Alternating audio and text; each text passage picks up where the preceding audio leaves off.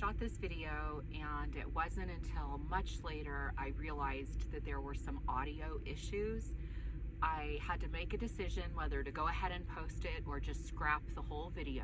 So I apologize ahead of time for the audio issues, but I decided to go ahead and post this video. And once you see it, I think you'll see why. Hello and welcome to my channel, Becoming Bev. So I had the best surprise this week. I'm at the campground. My daughter is actually making me work. She's out of town for the week, and I'm standing at the kitchen window and I look out and I see this little red van, you know, sitting in one of the campsites, and I'm like, I gotta go see what's going on over there and see who that is. I walk over here and I'm greeted with the biggest smile, and this woman says, Bev, and she like, hi, I didn't know if you would be here or not.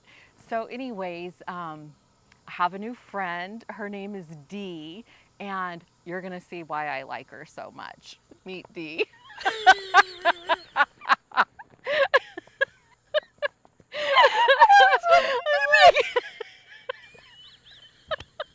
My people. Isn't it fun? And of course the shirt. Yeah, so remember to Like and subscribe. Like and subscribe. So anyways, I'm going to talk to Dee. I'm going to give you a chance to meet her. Dee has a YouTube channel called Bugout, and so she and I have a lot in common. She's going to show us around her van, and go check out our YouTube channel. It's awesome. She's very informative. Welcome to Lady Bugout.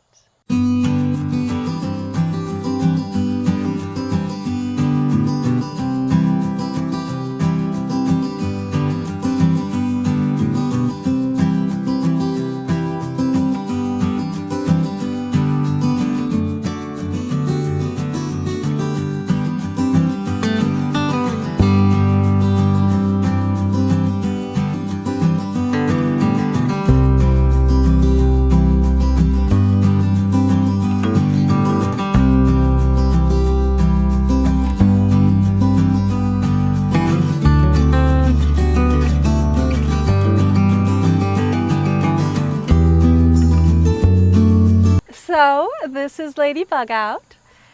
I have, this is my kind of couch mode. This is the bed that I sleep on. The mat itself can be couch mode or bed mode with just little clicks of the back. That's a really nice So you feature. don't need extra plywood or anything to build. Basically it just has a slide out here. It's two pieces of plywood, and this piece of plywood connects with the bench that is over on the other side here. So, Got it. yeah.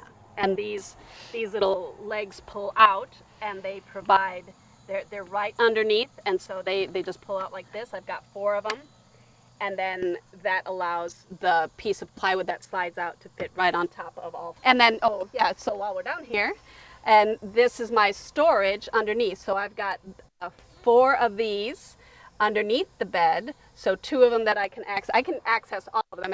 If I wanted to, I can just pull this all the way out and get it. But I usually, these 2 in the front I have for my pants, and then my shirts are over here, and then they just slide back underneath there, so they fit perfectly underneath here. Okay. This is a bamboo table that I would highly recommend. Look at how it just folds into this. It runs the length of this, so for me it fit perfectly underneath here. Right now I just kind of have this pillow I use sometimes for like the back of my neck or whatever on the couch, but there's then 2 more storage units up here, and I usually have coats in one, and then equipment and like my folding chair and things like that over in this. And this little device is my Noggle. It is connected to the front vent, and this is where air can come in for air conditioning. And I guess heat too. I never really use it. I have another thing that I use for heat that I kind of pull into the back. And the convenience of having such a small space is that it does heat up quickly and it cools down quickly. So it takes about 10 minutes. If I'm really uncomfortable, I'll just turn on the car for a little bit, let it run, let it get to the temperature that I need back here, turn it off, and then I'm comfortable and ready to go. This is what I like, that I can have all my doors open basically. I used to have my bed running this way, and then it kind of cuts off one of the entrances. So this way I can go all the way through, and then in the back there I can put my bed either way, so it can be facing out the back or it can be facing in like it is now, and of course it can be a bed. So this cabinet is just one that I bought. You know, I'm now no carpenter or anything like that, so I had to figure out a way that I was able to do this on my own. I had a drill, I had a hand saw, and even though this is particle board, I had to saw a few pieces, and that took a long time actually. It is attached by a piece of wood that goes along in the back, so there's L brackets that fit on the back of it, and then attached to the van itself. So, and then these are just IKEA shelves. But I liked it because it was thin, first of all, so it's only 13 inches deep. And so everything fit, like my camp stove fits underneath there fine when I put it in there when I'm traveling. I made this little pull-out drawer, so it has a lot of my food items in here. Secret compartment under here. Sometimes I store my computer under there because it's hard to Don't tell. Yeah, no. So I can put things, more food storage and things like that. And then this is where the water supply is. And the dilemma that I had when I put my bed this way is that now I didn't have the little hallway that allowed this to open this way. And so this is my storage. I've got like food items here, my coffee. But then this one is kind of permanently blocked off. And so I cut it in half. You did. And then so I put this here so that I can open it and then access this area in here. And so that has, it's basically storage that I don't need to get to very often, but it has my 2.5 gallon water tank that provides water for my shower and for my faucet, which is USB operated, and both of those are USB rechargeable. And I like it because I just have to basically turn it on and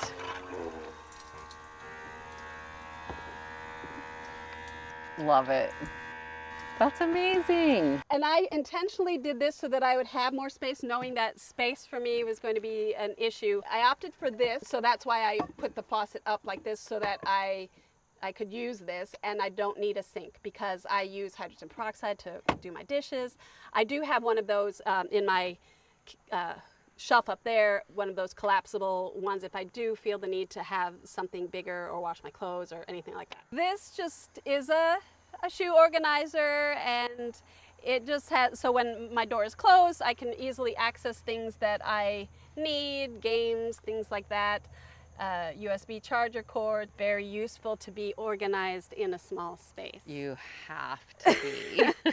And then kind of the same thing here, I cut the red, because this is really long, so it would have gone into the door space, and so I just cut them and attached them here. And this is my little garage with all the, things that I need for gear. And so, yeah, here sometimes I'll store like shoes, river shoes, and things like that can fold up and be in this area because they're squishy. I am so impressed with what you've done with this small space. Yeah. It's amazing. Yeah. And then so this is the shower, kind of comes out this way, and it'll attach over here, up here. And it turns on and off. So I just have to turn on a pump switch, and then I can take a shower. It's a cool water shower. Yes. Same with mine. But I can add, if I really want one, I will just add. Right. Just take the jug out and add hot water to it. Exactly. So will you tell everyone why you named your van and your channel Ladybug Out? Yes. Well, my mother passed 3 years ago, and one of her favorite little creatures was ladybugs. And when I was looking for a van, I was looking at white vans because everybody kept saying white vans are more stealth, and I just wasn't finding the right one. I had test driven about maybe 20 vans. Wow. And I wasn't coming up with them, and I would just go every day online on my computer to cars.com and several others that I had that would just come up with it. And one day I was scrolling through, and this one came up, and I almost kind of just passed it up, but right when I hit there, a ladybug landed on the table next to me. And it made me stop and take notice. And I like looked at the ladybug, I looked at the van, I looked at the ladybug, and I'm like, Mom, is this the van I should get? And it was like, and so then I had all these criteria on my list of what I needed it to have. Like it had to have under 100,000 miles. It had to be in good shape. It had, all these things. I had to be able to finance it, even though it wasn't that expensive. And so I called the place, and they're like, well, when can you come over? I'm like, now. And they said, all right, come. And that night I had the van. And then the next day I was sitting in the van with my daughter and my granddaughter, and I was just dreaming, like it had nothing in it. It's a cargo van, and so it was just kind of a blank slate. And I was dreaming, and right when I was talking, a ladybug came and landed on my forehead. Nuh-uh. And flew away. Love it. I love it. Yes. Are you in your van full-time or part-time? I'm part-time, I have a 14-year-old son, so I am home and kind of switch off with his father, and am on the road the rest of the time. Girl, what a great way to do it. Yes. Do van life however the heck you want. Yep, yep. No, and that's what I find too. It's like, and even people who are full-time are not always full-time. They are either mooch stocking some of the time, or they have to go and settle in somewhere for a time. Yeah. And I feel like that's what it is. I get a couple weeks where I'm kind of home, and I get to do a lot of maintenance work on the van, and catch up with my kids and all of that, and my granddaughter. And so, yeah, it just works out that way, and I love it. I love every second. Girl, and I know you do. It's like whenever you and I talk, and we talk about our vans, and you can feel the energy and the excitement and the freedom and the love. Would you say you've bonded with your van? I have, yeah. Yeah. I do often feel like, wow, I get to do this. Yes. And that is rare, and I know that it is a privilege, and that I feel safe, and I feel excited about it every time I'm in it, and I feel at home. It's my home on wheels. And, Girl, it is. And sometimes people will be like, oh, I feel so sorry for her. She's living in a van. And I'm like, I freaking love my van life. Like, I have my home everywhere I go. Yeah. And I hope kind of that it can normalize it for people who are forced to live in their vans and cars, because there should be no shame in that. And a mutual friend of ours, Carol, is doing a lot of work to try to kind of get some rights for people who are forced into situations like that. Yeah, let's give Carol a shout out. Yes, Carol's Carol. YouTube channel is Glorious Life on Wheels. And she's been really sweet, and I know she's a friend of yours also. What would you say are some of the high points about van life? Literally, when I hit the road, I am smiles ear to ear. It's me too. crazy. And I don't get it. Even in myself, every time I analyze it, I'm like, who are you? What the heck is that? But I don't know. There's just this sense of, this is exactly what I should be doing right now. Yeah. And so grateful for that. What would you say are some of the low points about van life? Wow, that's really a hard one to think of. I know, I did a video, 5 things I hate about van life. That know. video was so hard for me to do. Right. Yeah, and I think, it's like, I see a lot of these people who say we don't want to just show the good parts of van life, right? And I get that, like it isn't all glorious, right? There are very mundane things that you have to do. You're not in a controlled environment where it's always the same temperature inside, or you get hot, you get cold. You have to slow down because things take more time. You do have to. Yeah, and so you can't be in a rush. It's fine. It's just something it's just a new normal. It's a new way of doing life. So does the toilet situation bother you at all? Are you comfortable with, the whole, pee in the jug in the van thing? Or Yes, I get that. That is the question I think I get most asked, besides the whole, do you get afraid? But I have to tell you, and some of you, if you have been watching my channel at all, you know that I lived off-grid in Bolivia for 5 years. No running water, no electricity, no toilet, no anything like that. So this kind of brings back memories of that. And that lifestyle actually parallels this in so many ways, because you learn that life is more with less, right? Oh. The less you have, and the less you have to kind of have those things around you that you are, you know, they're just creature comforts. Girl, I get it. Yeah, and so for me, it was something that just brought me back to that. And so it's kind of fun and funny. When you see my toilet, all of you are always like, how do you sit on that? Like, believe me, it's doable. It's doable. Like, Obviously. only, you know, so much Obviously. that needs to, yeah. And you do like, more so than I do, you do like some BLM land and some almost totally exclusively. off-grid Yeah, stuff. Yeah. So I came here because I wanted to meet you I'm and so glad do you some, did. Women who are our age, who are really seriously considering this lifestyle and saying, is this something that is doable? Yeah, because at this point, you know, at our age, typically the kids are grown and they're gone, and it's the first time in a woman's life that she can say, what do I want to do now? Yeah, so like someone told me a couple of weeks ago that people look for excuses why they can't do something instead of looking for reasons why they can. Yeah. And I thought that was such a valuable piece of information. Did start down the road of, do I get an apartment? Do I get a house somewhere?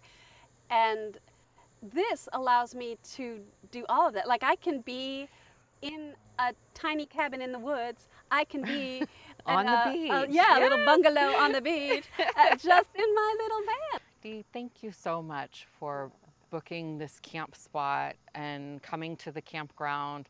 And it was completely unexpected. Like, you didn't even know if I would be here or not. Yeah, I'm so glad you were. Me too. I feel like you blessed me by coming and spending a couple of days here. So we had to bring out the hats to end this video. You keep watching and we'll both keep posting content.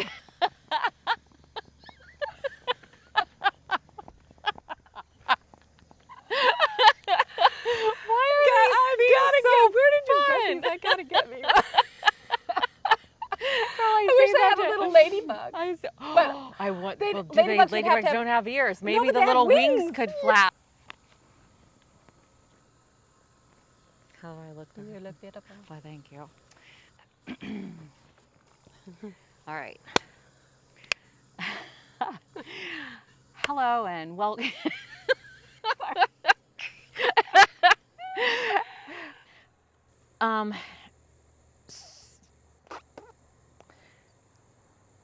Okay, let me think what I want to ask you.